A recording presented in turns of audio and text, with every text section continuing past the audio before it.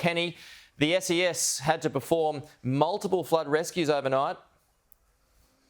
That's right. Because of this rain event on the New South Wales coastline, it was a busy night for the New South Wales SES. They had to perform 11 flood rescues across the state, and also they had 393 call-outs since 6:30 last night. A real focus was around that Port Stephens area, but more generally around Newcastle, Lake Macquarie, and also up to Coffs Harbour as well. In fact, Tomaree area, that was a real hotspot with 130 call-outs, and they've had 1,200 calls for assistance in total from this rain event. In Western Sydney and overnight, there's been some heavy rain. In fact, the CBD picked up 54 millimetres. That was up to 5 a.m. this morning, and since 9 a.m. yesterday, that was the heaviest rain in Sydney that we've seen since July 2020. And Kempsey has picked up over 170 millimetres of rain, and that's the heaviest in a year as well. There was actually a flood rescue right here in Schofield in Western Sydney. A car had to be pulled from the flood waters here,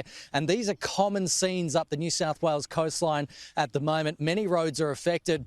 And as this embedded low develops and tracks south on the New South Wales coast, the Bureau of Meteorology are also warning for damaging winds. And because there's been a lot of rainfall over the past week, it's softened the soils and the ground, and it's knocking down trees as well. So the warning is just be careful on the roads over the next couple of days. And then they're talking about potential for river flooding. Now, in Western Sydney, they're only predicting minor flood peaks as this system tracks south. The peak of the worst weather for Sydney is going to be probably tomorrow. They're expecting up to 120 millimetres, the Bureau says, but also up the north coast, very heavy rainfall expected today. Pete.